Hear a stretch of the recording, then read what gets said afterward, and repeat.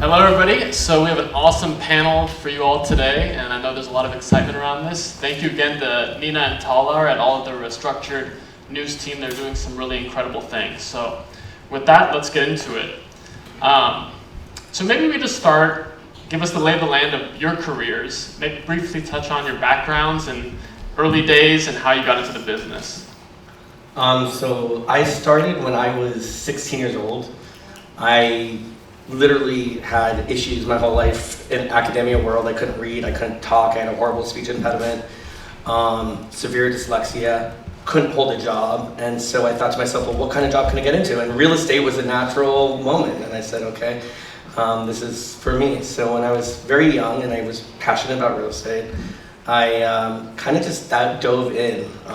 When I was like a kid, I used to ride my bike, and I tell people don't do this, but I would break into people's houses, empty ones by the way, hop over fences, and I just, I grew up in a very middle to lower class family, great family, but not wealthy.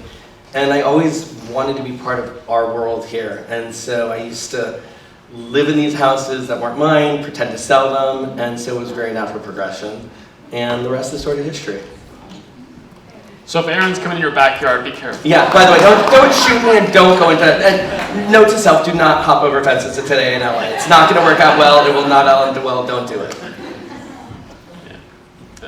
Yeah, go ahead, Okay. Jade. So I got into real estate because I met my first husband at Berkeley in college. I had a child, and as soon as she was born, he left. We traveled, he was a singer, I was in the band, and as soon as she was born, he left. So I had a very good friend who was a real estate agent, and I said, what am I gonna do? I haven't graduated from college, I don't have a job, what am I gonna do? And he said, be a real estate agent. It's lots of fun, you meet lots of people. And so I said, great. So I worked as a cocktail waitress at the Century Plaza Hotel while I was getting my license. And as soon as I got my license, I started working in the San Fernando Valley, loving every minute of what I was doing, and to this day, I still love what I'm doing. My dad was a dairy farmer, so like Aaron, we grew up with very little, but I didn't know it. I had an amazing childhood, but grew up very lower middle class. So, and I always wanted to live here. I thought it would be great to live here, never thinking it would ever be possible, and I absolutely love what I do.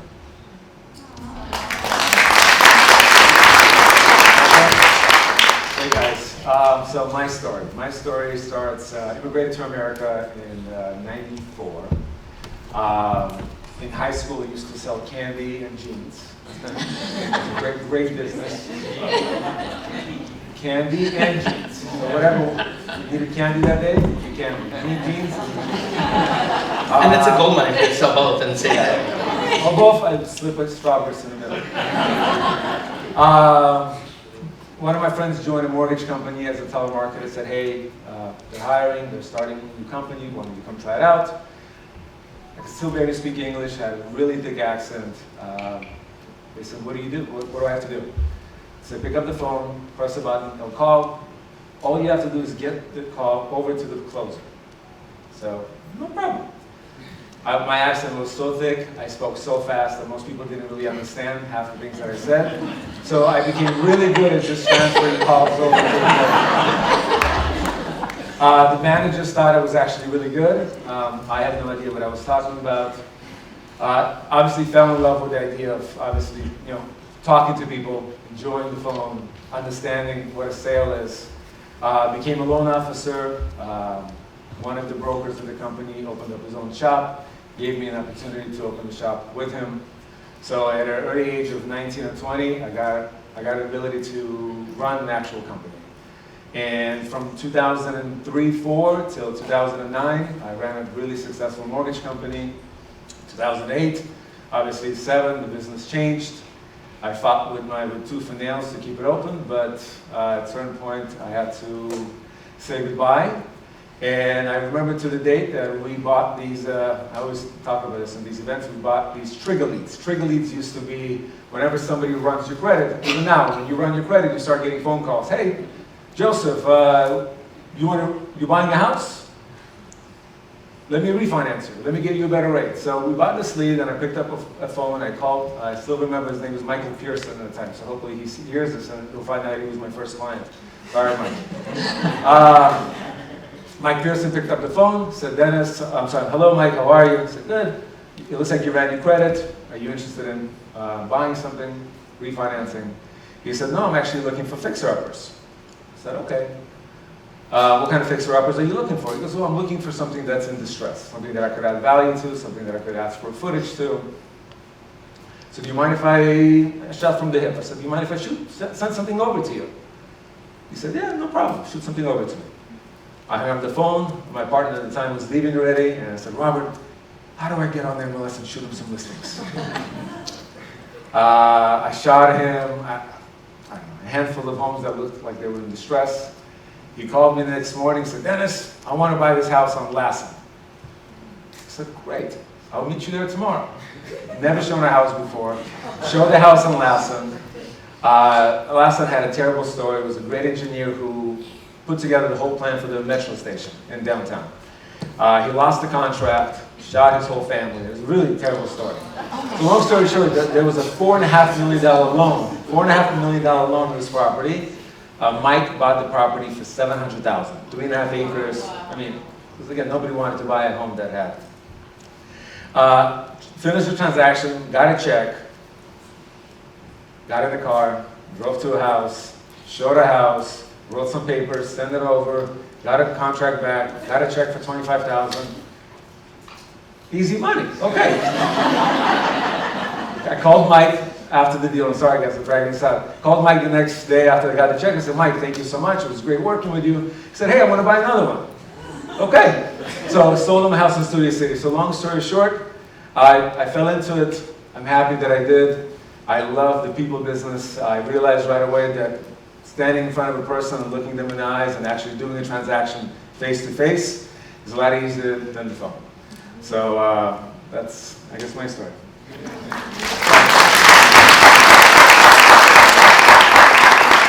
Maybe we'll start off with Aaron.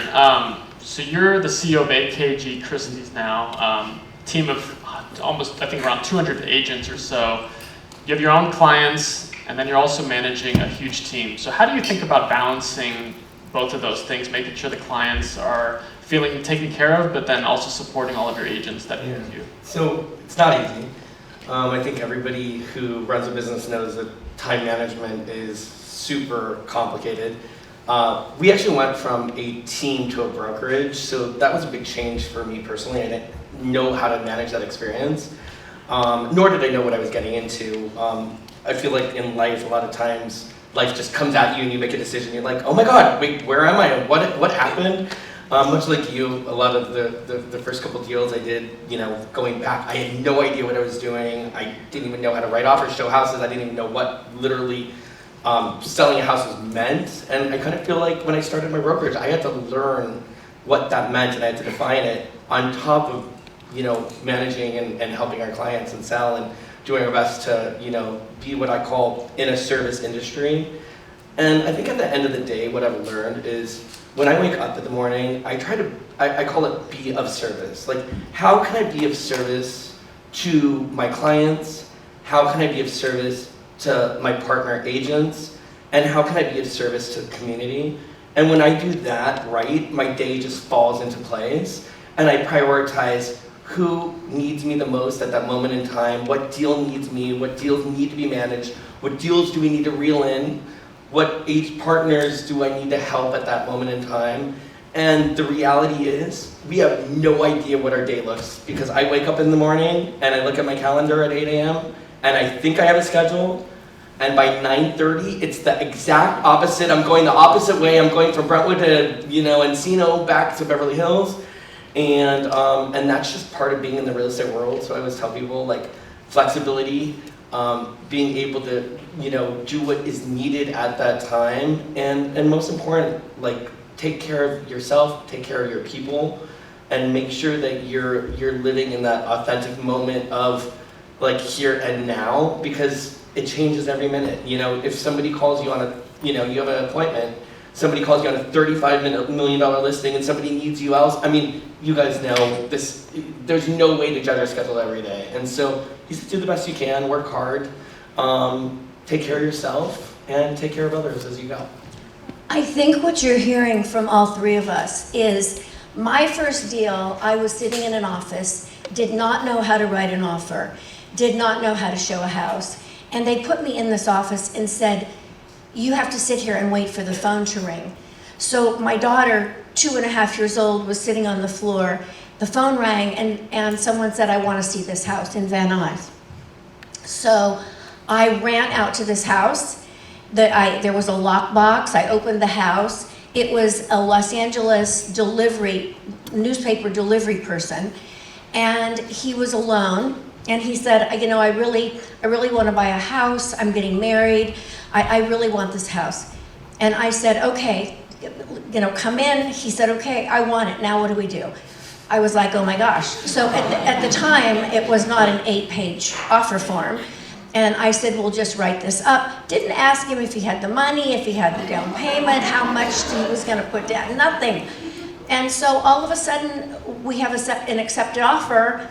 And my manager says, well, how are they going to pay? I mean, we have to show proof of funds. How are they going to pay? I said, well, I didn't ask. I have no idea. So his mother-in-law helped him. By the time we closed escrow, he was married. And it was like pulling teeth getting the deal done because he had no money to put down. But at the close of escrow, we stood outside the house and we all cried. The mother-in-law, the new wife, and the new husband who delivered the LA Times. And we all stood outside and cried. And that was the beginning of me saying, this is what I want to do. And like you, making people happy, finding people their dream homes, and having the feeling of being the reason that they're able to do that is why I'm in this business. The funny thing I'm hearing, which is news to me, none of us knew what we were doing at all the day we started. We had not a clue. We couldn't even know what we were diving into. And you reminded me of a story when I started. This was when we had floor time, and my first client called and said, I want a Neutra. And I remember I was like, oh my God, there's so many Neutras on the market, I'll find you 20. I hung up the phone and I looked at my partner at the time. What's a Neutra? And I said, what is a Neutra? And my partner was like, how do you not know that? It's one of the most famous dead architects, and they're very rare. And I said, oh my God, what did I just say? So I remember, I was like, well, how do I rebound from saying there's 20 Neutras on the market, and there were 0. So I was like, oh, I'll just pretend to drive him around and show him other houses that look the same. The guy got nauseous, my car threw up. We didn't have GPS at the time, we didn't have the maps, and I'm dyslexic, so I didn't even know where I was going, so I had to have I literally remember I had to have the listing agent meet me at the gas station to take me to the house, and the guy left with a horrified look on his face, and he ran away. He couldn't run away from me fast enough. It was the first time. And I, 6 months later, I was afraid to call him, but a Neutra came on the market, and I said, I know you hate me, I know you think I don't know what I'm doing, and I don't, but I found your Neutra. He lived in New York at the time. I was like, get on a plane and come here, and we'll make a deal. He came on a plane.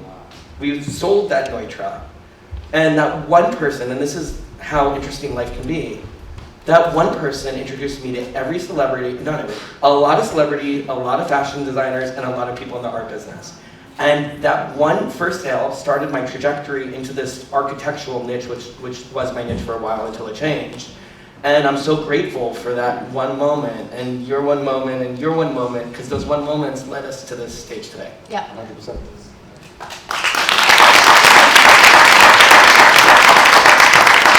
So Jade, I mean, the introduction Nina and Talar gave you is just unbelievable what you've done at Coldwell Banker and over your career. And you've also seen the industry shift a lot over time. And maybe you can talk about what it was like as a female early in the industry, and then now at this point in your career, and how that's shifted.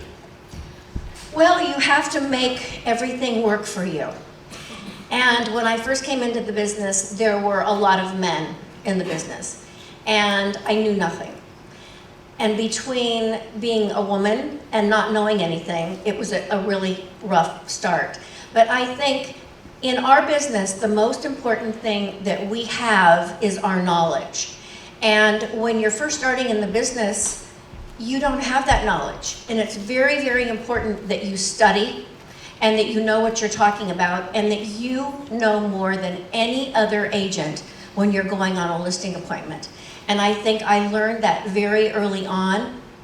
I also feel that in the very beginning, when you have no track record and you can't say, I sold this house, you have to take someone with you that has experience and that can sort of handle the questions that they're going to ask.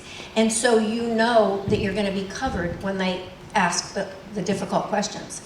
So it's definitely a learning experience. And I think from then till now, there are a lot more women in the business, but knowledge is the most important thing that we have. And you must be knowledgeable if you want to be successful in this business. And what we did back then, pretending to be knowledgeable but weren't, don't do in today's world because it's a different world and you can't get away with it. So, Dennis, you're really strong in the Valley. That's kind of, your epicenter of your business. Maybe you can talk, and you're probably rubbing up against a lot of the same people, coming across them in the same deals. What is it like to have that strong network, and how did you build that in the Valley to really make that your domain? I thought about this question. I would answer in a way that I stayed in my own lane and focused on myself. I honestly, in our business, you can't focus on somebody else's success. You could praise it, you can enjoy it, you can look at it, but you can't focus on what they're doing right and what you're doing wrong. You got to do what you believe is right. And if you see something that's being done right, you can put it towards your system. You could add it towards your market. You could add it towards your marketing. But you got to stay in your lane. You got to stay positive that your belief in your business model works, and make certain adjustments every couple of months, every couple of weeks of what you're actually doing. Yeah. So if that makes sense. I try not to focus on my competition, because in reality, they're not really my competition. Our competition is us. It's how much And our reputations are all we have. Yep. But I don't know about you. I like the competitive nature of the business because actually I feel like there is competition to a certain degree, and the competition makes us better. So, when somebody gets a listing that I wanted, I take a step back and I'm like, well, what did I, sometimes it's out of your hands, and sometimes it's energy, and people will always find the right people for them. But sometimes we make mistakes too, like at any level, and it's always good to step back and be like, God. And when somebody does something really intelligent, I love looking back and being like, that was really smart. Yeah. So Dennis, I don't know if you remember this. This was when you were just starting. You had a listing for me. I don't know if you remember this. This was years ago. And I remember thinking to myself, how did this guy from the Valley get a Beverly Hills listing that's $12 million? It literally pissed me off. I was like, and who is Dennis Chernov? I had no idea who you were. And I looked you up and I said, you know what? Well done. Like, whatever you did right. you guys can hash it out afterwards. And by the way, I meant competition it's a must, right? But competition is you gotta set a goal that you want. You gotta learn from people around you, right? Respect the people around you. And if you want to be better than them, go for it. But I work with everybody, every person, every agent, pretty much, and 90% of the agents that I call, I have a good reputation with. I have a good rapport with, I have a good relationship with, I don't step on anybody. I do more business together with agents than most agents because it's better to do things together than obviously not together. And I truly believe in working together to get this done, because there's enough for all of us to do. I hung up on him after he got that list. No, I'm totally. He's used to it though. He was an excellent marketer. And it's such a competitive marketplace in LA, and each of you were starting out, you had to think about your personal brand and what you wanted to stand for in the marketplace. How did you all think about that, and how did you define that over time? Yeah, I always tell people, find your niche and build it and brand it and make it and treat it like it's your baby. My niche changed, and I started selling more expensive homes and some of the most expensive homes in the world. But when I started, it was that one sell in architecture that got me started. And I was like, wow, now I'm an expert at Neutra, I might as well sell more Neutras. And then it went down into this interesting architectural path. But it was a blessing in this. It wasn't my passion. I didn't know much about it, but I branded it very heavily, and I kept building my name using that. And that niche, when I had one house, I saw the vision. I was like, I want 3 on one page. And then once I had 3 on one page, I was like, I need 6 on one page. And when I had 6 on one page and I couldn't fill that page anymore, I was like, I want 12 on that page. And I literally didn't, like in my head, I didn't settle until I had pages and pages of listings. And I was a big fan of spending money in marketing, advertising, and building that brand. And what I realized is, once you have a brand, no matter what it is, you could shift that brand into anything really, because you already have the following, the clients, and the basis of recognition to be able to do it. So I remember, I had this niche of selling architecture until I went to a company and that title was taken. I was, executive director architectural. And the guy, one of the owners of the company said, well, I can give you a estates division, director or president of estates. And I said, great, I'll take it. And that minute in time, I remember thinking, okay, now I want pages of $50 million listings. And so before I launched at the company, I got on the phone like you did, and I was like, I need 3 to launch. And so the lesson I learned was, specialize in a niche, own yourself, like whatever you are, whatever you're passionate about, whatever you enjoy, make sure that that's very transparent in your persona. Be super authentic, because people like authentic, and a lot of times I notice younger agents come into meetings being very, they should be professional, and professional is great, but I think in doing that, they take away a little bit of the authenticity that leads people to be able to understand who they are. And if you look at really successful agents, people in general, the more authentic they are, the better they will do. And if you could figure out the mathematical equation of marketing, advertising with authenticity, and make it your own, you're all destined for success. And so, really, especially in this business right now, it's so inundated with so many agents that I think everybody needs to figure out what it is that they can do to specialize and own it and take it down and just roll with it. Jade, did you want to add anything to that? Or? I agree. Be ethical and be real. And so many times I'll go into a house and I'll come out and I'll say, I really don't care if I get that listing or not. I really enjoyed those people.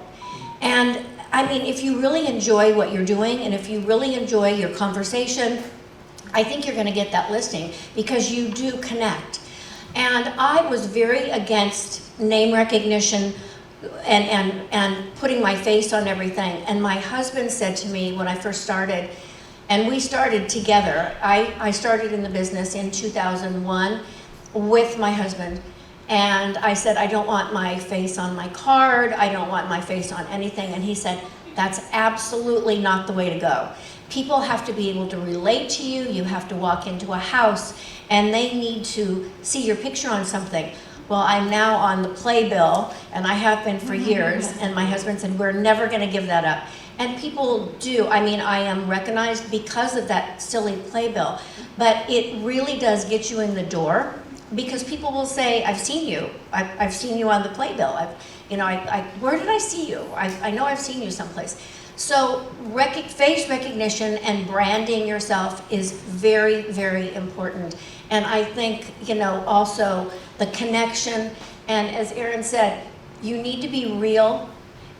I mean, if you walk in and you know that you're not really gonna connect with that person, sometimes I just don't even try. I go through the motions, but I really think that you can find things to talk to everyone about. You have some kind of a connection, whether it's children or tennis or golf or your charity. I really believe in doing charity work.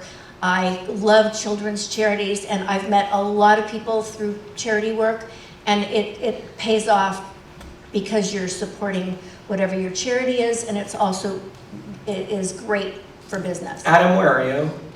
Now we have to look at Jade Mills every night before we go to bed without advice. Like every single night we see her face somewhere. Where is your husband? Yes, it's all my husband's fault. All your husband's fault. He's amazing. So that's a really good segue to marketing, and that's changed a lot over your careers. You know, print advertising was probably big, maybe it still is in some sense, but social media has really taken off, Instagram, even TikTok. Maybe you can talk about how that's changed your business and your marketing strategy today, and how that looked maybe 5 years ago. We actually do it now, and most agents believe that it's you know, they have to go film themselves in every house and show off their faces. But what Aaron said is you have to be yourself in those videos. You have to be yourself in your posts. You have to show yourself first, because I think most of our clients hire us for who we are.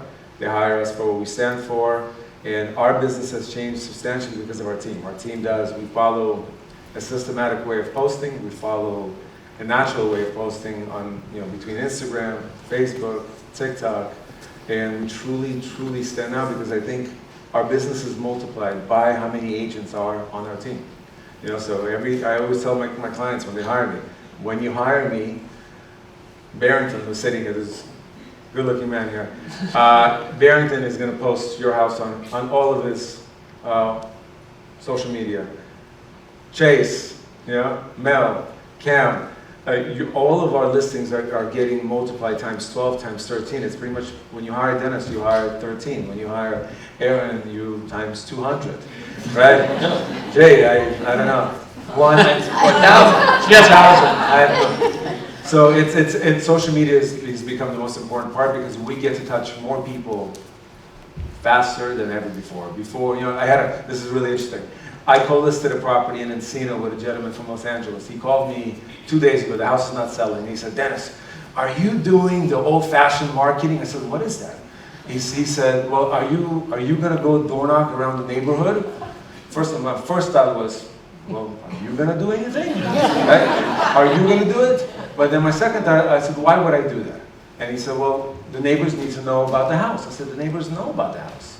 Well, he goes, "Well, how do they know about the home?" I said, "Well, most people in the Valley know who we are.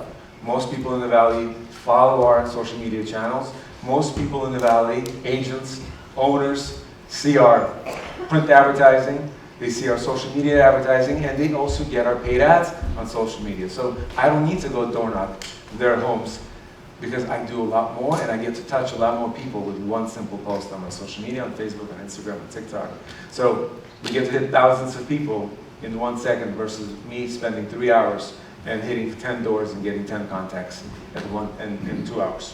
I love, when we started in the business, actually all of us, it was a different world. We didn't have all the means, the you know, ads, social media, the ability to be able to target people that we don't know. And I always tell people, like, starting in this business is brilliant because back in the day, you either knew people or you didn't, and you had no way to get to people you didn't know other than the old-fashioned door knock cold call. And you can only do so much. Today, anybody can get to anyone with any one of these channels. And I remember when Instagram just started getting started, and I was with a billionaire who was like 82 years old. We were on a private jet. And I was like, "What do you want?" I was shocked that he was on Instagram. And I remember thinking, if this guy's on Instagram, I better be on Instagram. And I literally landed and I made an account, and I started, and then, you know, now we have all these, you know, ways of impacting the world, and you could literally make any house go viral, and anybody can see what you do, and the beauty of that is it's unlimited and untapped potential to be able to get clients, get sellers, get buyers, get partners. And so I would say embrace technology. We personally, I don't believe in the old-fashioned ways, the door knocking, the postcards. I just think if you could be on everybody's computer screen, no matter what time of day, no matter what they're doing, that's the brilliance of where we are today. And one intentional click can be the difference between selling a house and not selling a house, or getting that, you know, $30 million client that we all want or not. And it can be done by anybody with the right strategies. And just to add to that, people will say to me, "Do you really ever get a client from Instagram?" Yes. My son Austin does my Instagram with me, and we do 30 seconds with Jade. He usually says, "What do you want to do? Do you want to do a house? Do you want to do 5 fun facts about a house?" Do you want to help agents in some way? I love giving information on what works for me. And so many times people will say to me, what should I wear? You know, I'm just starting out, I don't have any money. So we did something on what an agent should wear. And now people come up to me and say, oh my gosh, it's so easy. A white blouse and black pants. White pants and a black blouse. So it's so easy. That can actually be a uniform. You don't have to think. A white blouse and black pants. You look professional. You can go out every day. So from Instagram, people will come up to me and say, oh my gosh, thank you so much. So yes, I think it's very helpful, and I also think that it's great to get clients. Don't you think it's interesting too? Like I always wear a T-shirt no matter where I'm going. It could be like an $80 million listing or a $1 million listing. It's my standard thing. And I remember when I was just starting, and I felt I could never walk in with a T-shirt, so I would always wear a jacket and a tie or a jacket, and I never got the listing. And one day I lost my jacket before a really big listing. And I thought, oh my God, I'm so cursed, because it was like one of the biggest, it was like it was like a $100 million listing. So I walked in a T-shirt, and it was the first $100 million listing I ever got. But it was the most comfortable I felt, because I just like to be able to move, I like to be able to talk, and I realized at that moment, whatever you wear, it literally doesn't matter. As long as you feel good in it, you will succeed. And so I think it's beautiful that everybody needs to hear that they could wear whatever they want to wear. And at the end of the day, as long as it's within reason, and as long as it's professional, although everyone has their crowd, it could work for them. I tried the white blouse, it didn't really go. It didn't work for me at all. I want to see it. I think we should try it. Let's try it. I tried the black and the white. Too much work. Sorry. No. So technology has changed a lot the last 2-3 years. Seems like an accelerated pace. Are there any, whether that's a virtual reality or augmented reality, anything you're paying attention to that could potentially impact your business over the next few years? I mean, I think the business is going to continue to get more technology. It's going to change every day. It's changing every minute. I think that if we don't change with it, we're going to be left behind.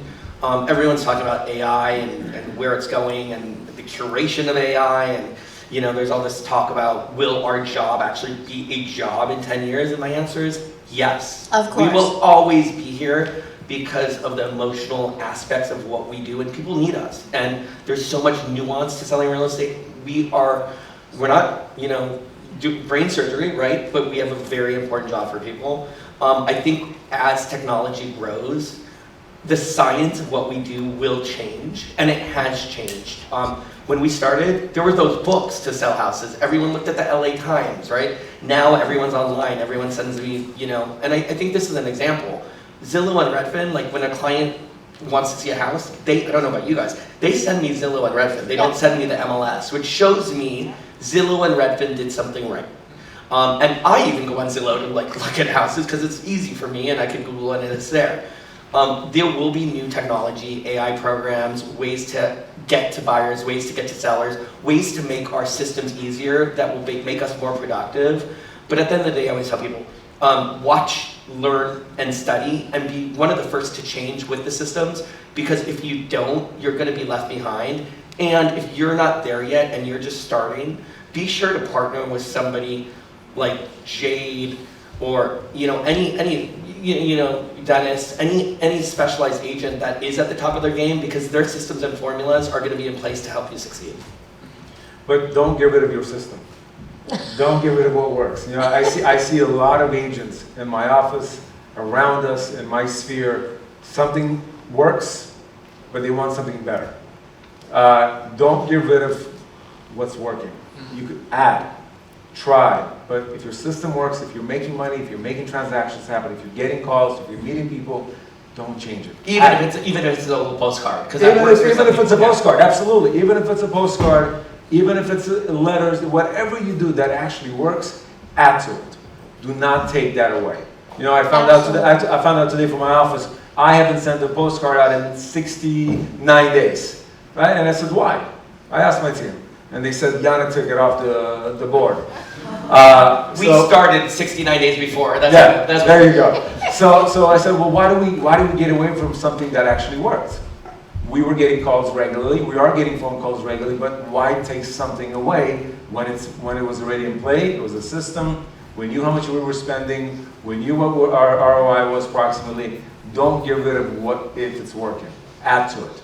And if something is working better, maybe you can subtract that. But always look at what you're doing and actually play with it. Can I ask you a question though? Yeah. You said we knew what our ROI was. Yeah. I've never been able to figure out what gives me our ROI ever. Do you have a strategy for that? And there's no strategy, but the new phone calls that are coming in, Okay. the new sellers, not referrals, not people that you meet in your actual sellers that go, hey, I got a postcard.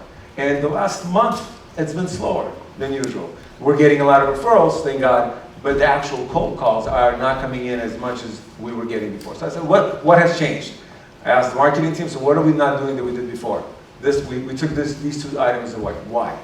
Let's put them back on the board. So don't change your business. If it's working, add to your business, add systems. Don't take them away. Great advice. That seems like really good advice. So test, have a system, and then kind of be experimenting on the margin and seeing what works and what doesn't. So there's a lot of real estate agents maybe early in their careers here or thinking about getting into it. That seems like it's great advice for them. What else do you kind of do all of you tell agents early in their careers? You go. Well, no, all I was going to say is because a lot of new agents don't have a lot of money, I always say sit open houses because it's free. I mean, it's a great way, I think, to meet people, and it doesn't cost anything. So, I mean, I still also think there are some areas where for a brand new agent, it's great to door knock because I mean, that's the way I started. That's the way I got a lot of business in the beginning and open houses. But those two things are free. So, and a lot of agents can't send out postcards or can't send out mailers in the beginning. So do things that don't cost anything. People don't like to hear this, but I think it's a true statement. If you're just starting this business and you're like new, there's so many agents and there's already an agent that dominates a neighborhood and an agent that dominates areas and has mass volume. Pick somebody to learn from. You have to be 100% partner with somebody, but it's always like a sliding scale. And if somebody has market dominance, work with that person. Learn, study. Some of the best agents I've ever seen have been my interns, no joke. I mean, I've had many interns that have become $200 and $300 million producers. I've had many assistants that have become $200, $300, and $400 million producers, and nothing makes me happier because they learned, they studied, they paid their dues. Yeah. They probably said, oh my God, working for Aaron's a nightmare, and it probably was. In fact, I'm sure it was. But they were in it. They learned, they studied, they understood, and so when they went on their own, they had a level of understanding of people, places, and things. It's kind of funny, I had a group of people from Redlands that started as my assistant, and they knew nothing about LA real estate, and the highest sale they had was like $1 million, $2 million. A year later, they would go to $30 million listing and say, oh my God, that house is so horrible. It has, and I'm like, you guys started from less than $1 million. What are we talking about here? But they learned sales, they learned process, they learned procedure, and they flew from there. And so pick a mentor, pick a partner, really dive deep, and I think that's going to go a long, long way. And then once you're ready to go, you'll be ready to go. I say same thing. Pick a mentor, pick a person to work with. Find a person that actually has rhythm.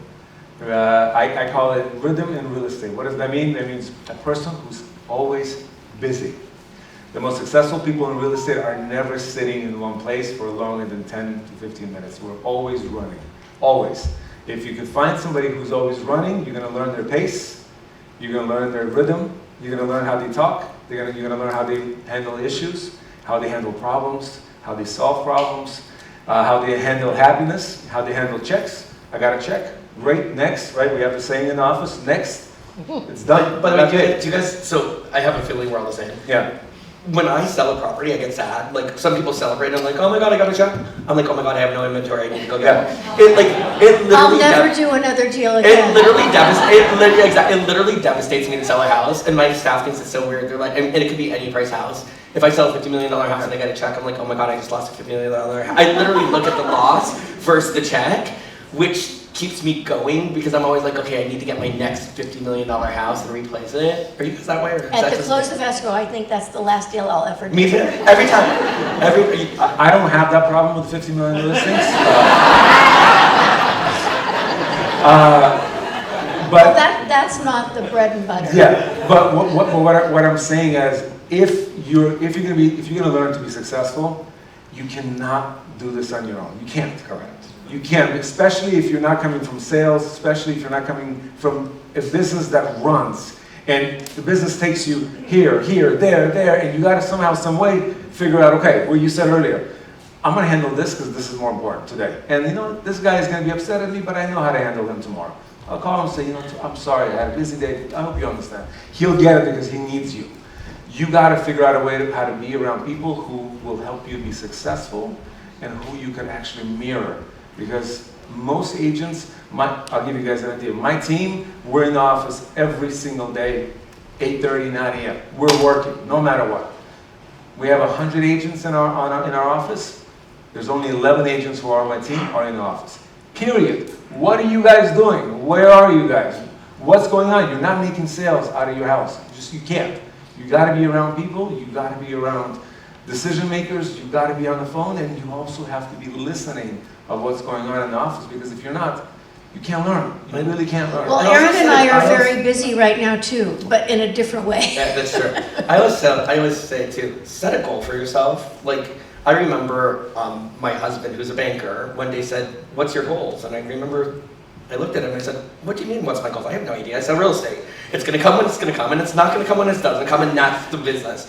And he looked at me and he goes, you're an idiot. If you don't have a goal, you're out of business. And I thought to myself, well, that's true. So Nina, are you here? Okay, so Nina, who's our office manager, I said, Nina, I need a goal. She goes, well, what do you think it should be? She goes, well, let's try to sell 50 million a month in real estate. So I said, okay. And literally, this was like not that long ago, a couple years ago. And I wrote 50 million. And that month, I was like, I need to hit 50 million. How am I going to go? And by the way, nobody expects you guys to do 50 million. But it could be 1 million, it could be 2 million, it could be 3 million, it could be 600,000. It literally doesn't matter. Pick something that you feel comfortable with and make it roll and drive yourself to that. And then as you're hitting that goal, I always call it PPP. It's 3 things that I look at when I'm looking at clients. People, property, and price. And when you're evaluating each and every deal, ask yourself, is this a person I want to work with? Ask yourself, is this a property that I actually believe I can sell? And last but not least, listen to the seller or the buyer and say, is this person's price in line with the other 2? If you have 2 out of the 3, I go. If 3 are negative, I always walk away. And even whether you're just starting or whether you're like big in the business, all we have is our time. Our time is our money. Everyone holds on to that one thing, and by the way, we've all been guilty of it. I mean, like, you know, I had a client that was like, oh, I want to buy this, I want to buy this, I want to buy this. It was like $1 billion worth of like property, and I was like, God, I'm gonna be so rich. There's a saying though, if it looks like you know what, and smells like you know what, it is, and that guy was. So you have to be very careful with your time, energy, and money.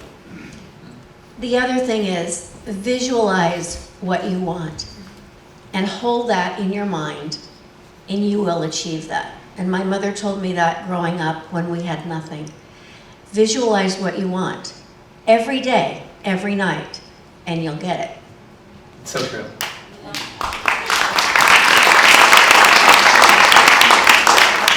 Aaron, you kind of touched on this too, but you know, you all are so established in your careers now that you can be selective with the listings that you have. And when you're meeting a potential client, what is it that you're looking for to sense whether this is somebody that you want to take on or not at this point? I mean, I always tell my clients, I'm interviewing them just like they're interviewing me. And I'm very transparent about that because it goes back to the time. Like, the last thing we want to do is waste our time, spend money on somebody, and end up with 0 and be out money, right?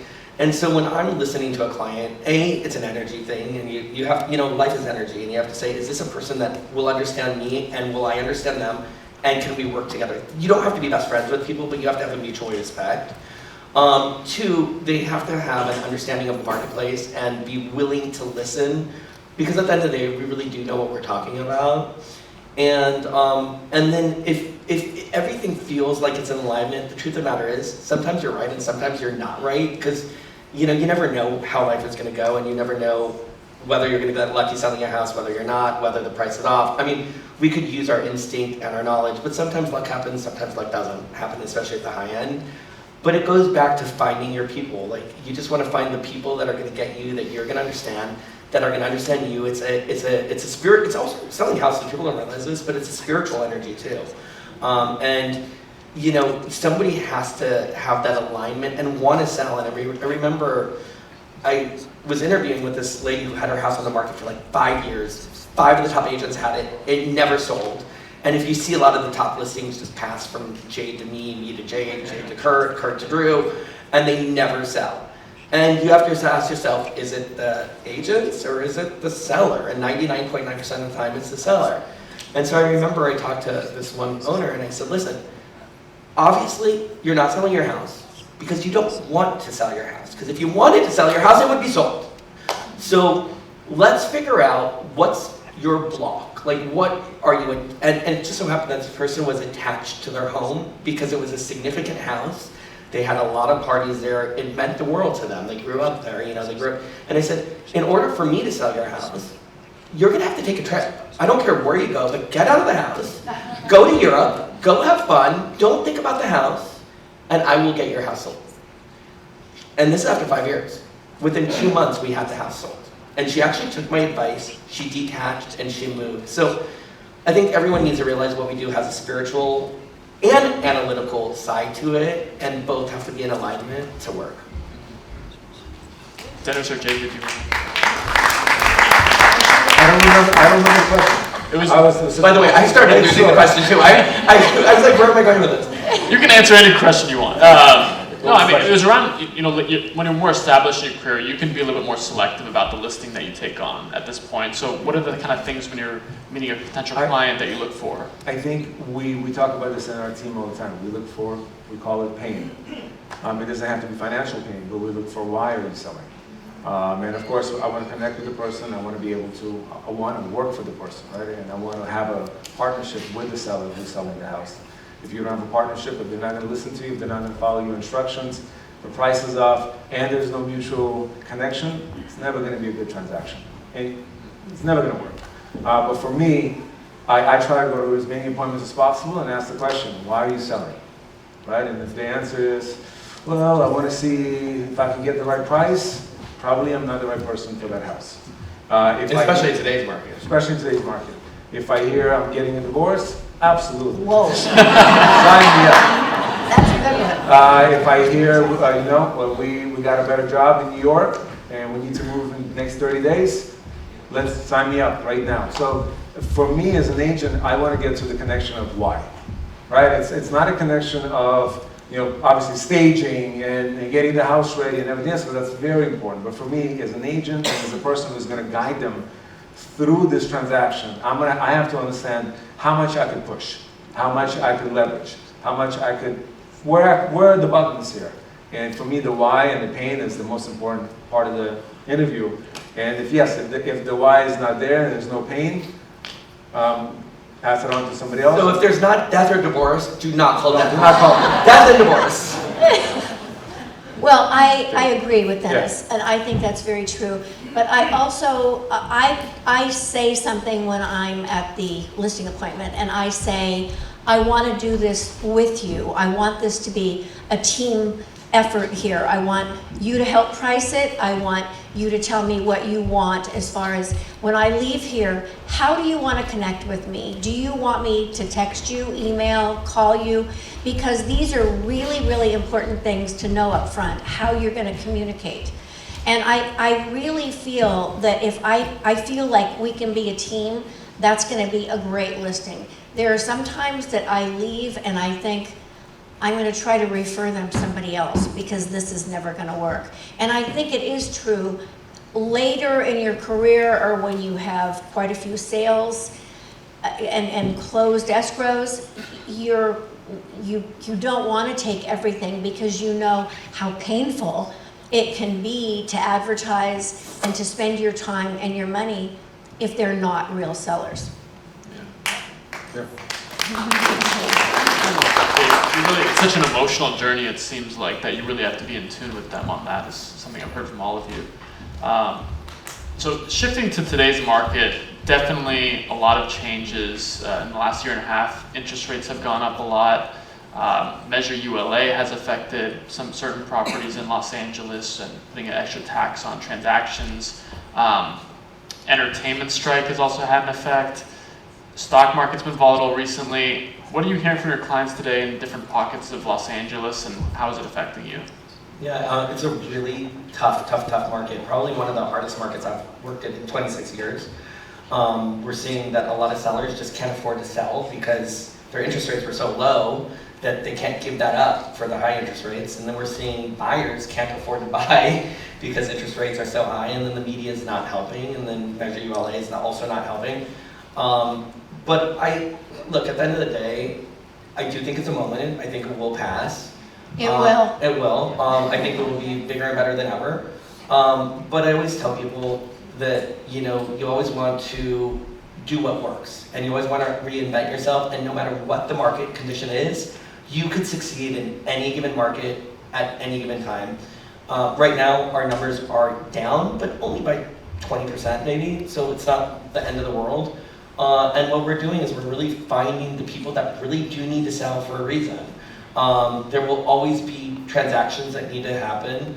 And I remember in 2008, and I'm a luxury broker, but when all the stuff was happening and we were in a mess, I called all my bank contacts and I was like, I'm a foreclosure guy, bring me your foreclosures. And I became a foreclosure specialist. I hated it, by the way, not for me, I won't do that again. But you do want to change with the times, and you do want to watch what works. And we know, like right now, if the Uber luxury is not selling, I'm telling my team to focus, and my brokerage to focus on bread and butter listings, because if that's selling, go with what works. And at the end of the day, as long as you're, and I call it diversified, and you're covering all markets and not just one, in all areas and not one, and you have a far enough reach, whether the market's good or bad, you can still be successful. I would say buy, always buy real estate and never sell. The wealthiest Don't tell our clients that. Well, I do. The wealthiest people in the world own real estate. And I really feel like now, between now and a year from now, will be a great time to buy. And real estate agents can make a lot of money, but not nearly as much as if you lease out your properties and keep. And I have all these young, my friends' children now that want to sell their little first condo and buy a house, and I always say, don't sell. Whatever you have, keep, lease out, and keep buying, because that's where the money comes in, and that's what is going to help you retire, is by owning real estate. You're so right. You're so right. Because at the end of the day, what we do is a little bit of a hamster wheel.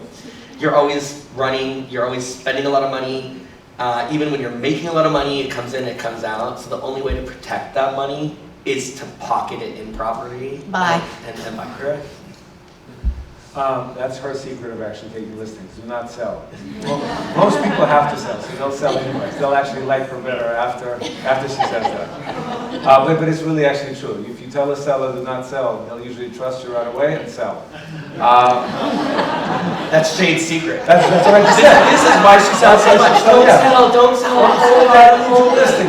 God, Jade is so sweet. She must be the most honest real estate agent ever.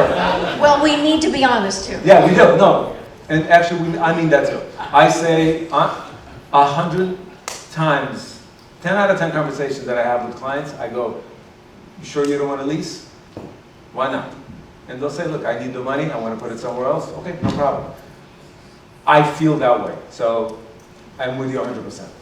I would say today, you cannot look at the market, you cannot look at the rates, you cannot look at what's going on, the war. If you want to be successful today, you have to just keep moving forward.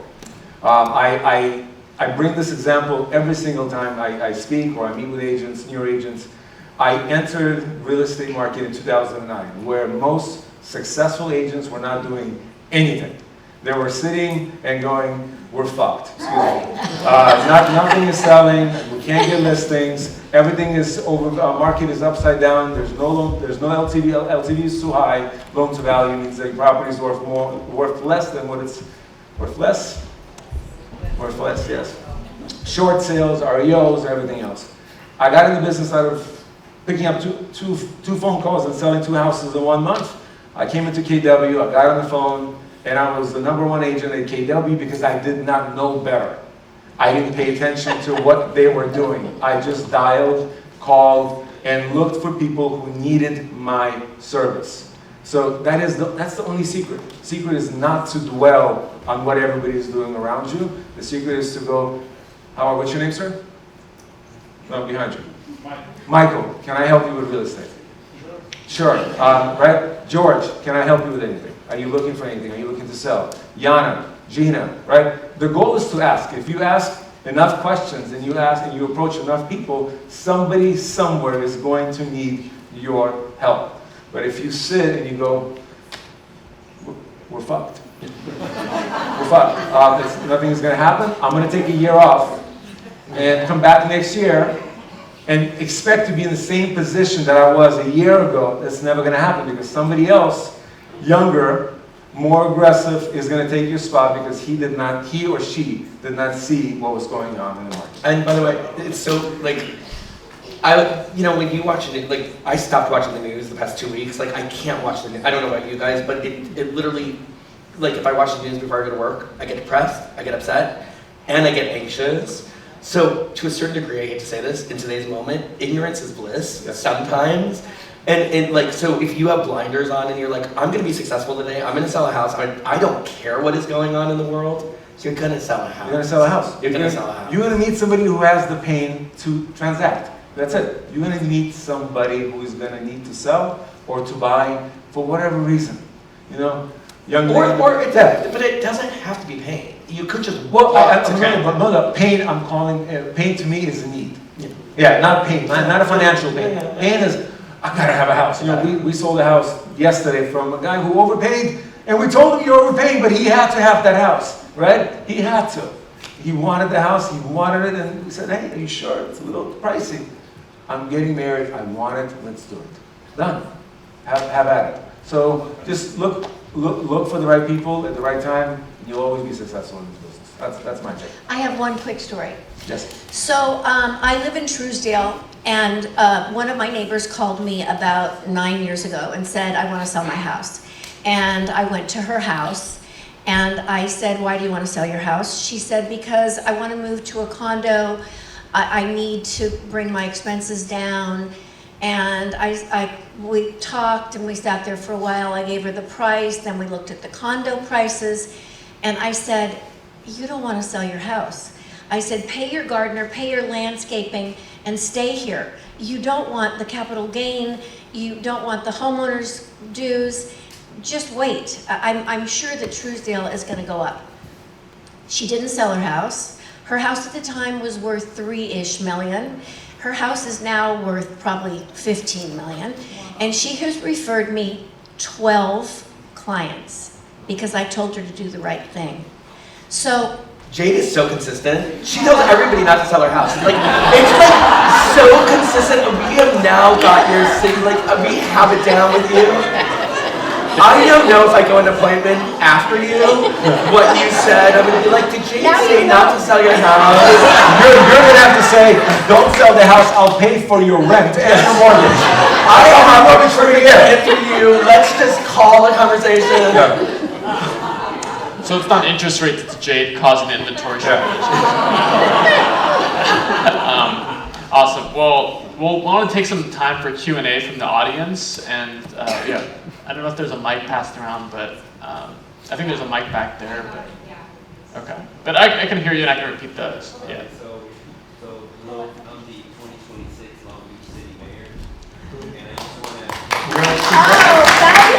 What's her name?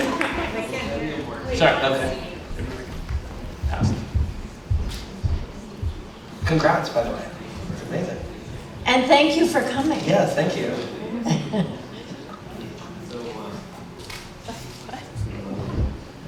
You're on. All right, thank you. So first of all, I just want to say thank you all for your time. It's not on. It's the 2026 Long Beach mayor, so that's what he mentioned. He doesn't need a mic. He's a mayor. Hello? All right.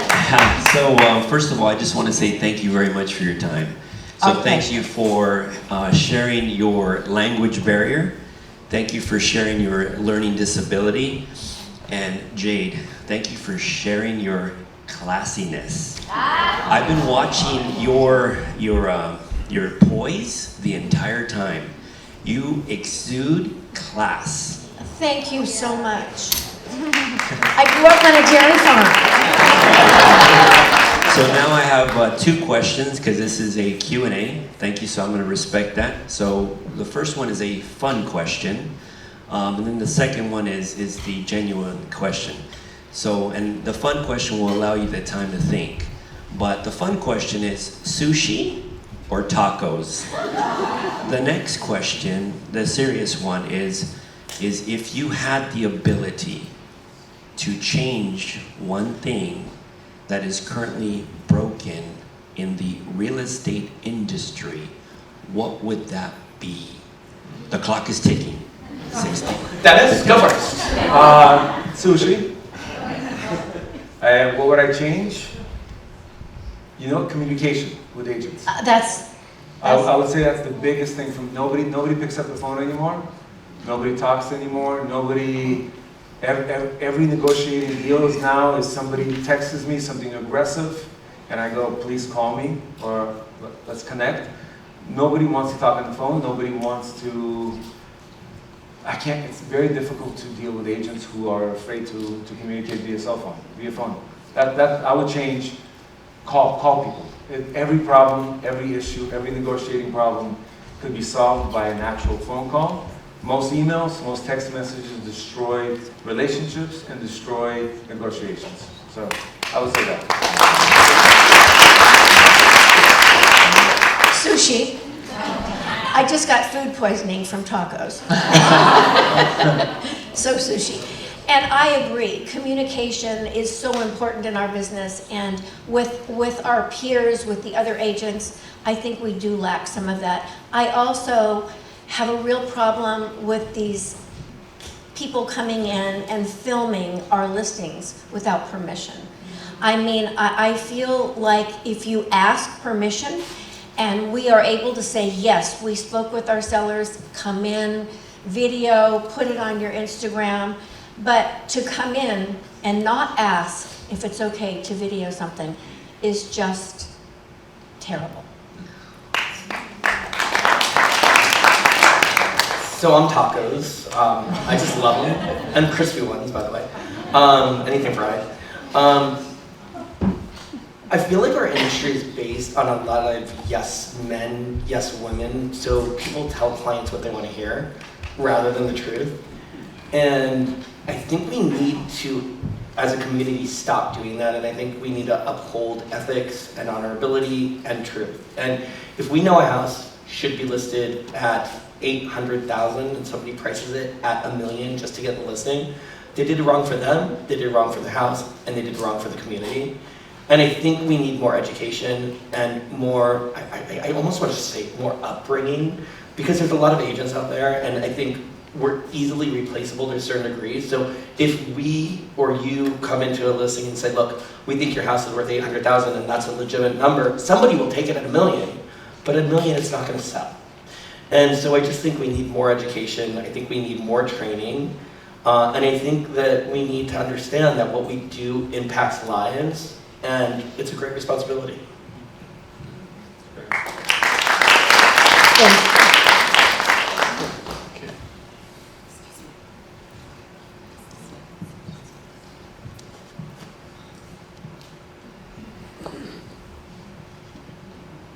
Hi, how's it going? First, I wanted to thank you guys. As one of the younger people in the audience, it was very beneficial for me to hear Great. all of you. My question was, you each kind of touched on how that like relentless ambition helped you expand in each of your respective careers. Did that kind of come over time, or do you think that was just there from the beginning? You knew what you wanted and you knew you wanted to get to the top? So first of all, Eli is an intern at Christie's. He is also very, very ambitious and comes from an amazing family. One of the hosts here as well. I think ambition is a drive, and it's something that you're either built with or not. And I think that if you look at successful people, it's an innate nature.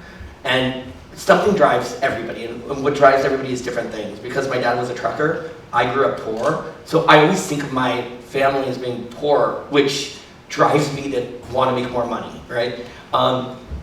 Somebody else's ambition might be fame, or everyone has a different thing, but I think what's most important is figuring out what makes somebody tick. And once you know what makes you tick, then you at least know what's going to drive you to move you forward. For me, it's always been the fear of loss. Like I like the fear of loss. Fear of, like, selling a house should be a celebration, but for me, it's losing inventory, which means I'm out of business. And when I get out of business, I get like that ambition makes me start again, and over and over and over and over again. And so I think that ambitious people, and obviously everybody in this room is ambitious because you're here and it's late and it's a weeknight. So there's something that is driving everyone to want to learn, study, and be part of something bigger than themselves. I agree. My dad was a dairy farmer, and he worked from 5 o'clock in the morning until 8 o'clock at night. And my mother was a very positive person. So between the two of them, I love to work. In fact, if I don't work many, many hours, I feel like I'm not working enough. And I sold the most Valley Pioneers, which was my local paper, for my church when I was 12. And my father said to me, "You're going to be a salesperson in some way or another," and I love sales. Do you get more tired when you don't work? Like I notice when I don't Yes. work, if I have a day off, by the second day I'm so tired I can't move. It's the weirdest thing. And when I work, I get more energy. I love working. Really good questions. I think I always loved selling things. And again, like I said, I started dyeing jeans in 10th grade. Buying jeans in Costco, ripping them up and selling them to kids. I would say for me is fear. You know, I became very successful at a very young age when I was in the mortgage business. I didn't understand what that was. I didn't understand success. I come from an immigrant family where we had nothing. We came here with nothing. My mother washed floors for a living for the first couple of years. And when I had money and it was taken away from me because I was not ready for the market to change, I told myself I would never be in that position again in my life, ever. And just that fear, it's not a fear of losing business, it's the fear of having that feeling again. That feeling of failure, that feeling that, how did I get to this point? How did I let something get me? So I get up every morning and it's a sickness. It's not something that a person should be proud of, but I'm afraid to get to that point again. And that's why I get up. I also enjoy the business. I enjoy my partners. I enjoy the actual, you know, the outside of sale. I enjoy the actual business. I enjoy it, and I love what I do. So I don't think it's about money either. Yeah, like for no, any of us, I no, think it's about. no. I think every day we want to do it better, whatever that means to you. Like I want to do it better, and if I made a mistake, I want to learn from my mistake, and I want to figure that out. And the money is part of the money comes with success, but the success doesn't come with the money. Like it's almost a reverse floor plan. and we speak of this every time, almost every other week on our team meeting. Do not have a check. What do we call it? A check Commission breath? breath. We call it commission breath. Commission breath. We Yeah. hate commission breath Because- sellers know it. And sellers know it, your clients know it. Don't do this business because you love it. Do this business because you want to do it. Take care of your clients because you want to take care of them. And Yes. I promise you, it'll come. And by the way, like I remember when I had no money and I just started in this business, I had commission breath, and I didn't get hired by anybody. Nobody wanted me because I thought of myself, you know, my intent was to make money, and people smell it, and they don't want to have anything to do with that. If your intent is to be of service to them, that's when you'll actually start to make money. Don't sell your house, rent it. I'm going to use that line. I'm going to test it. I'm going to go in all my appointments tomorrow and be like, don't sell, I have a tenant for you. All right, Aaron, Jade, Dennis, that's all the time we have, but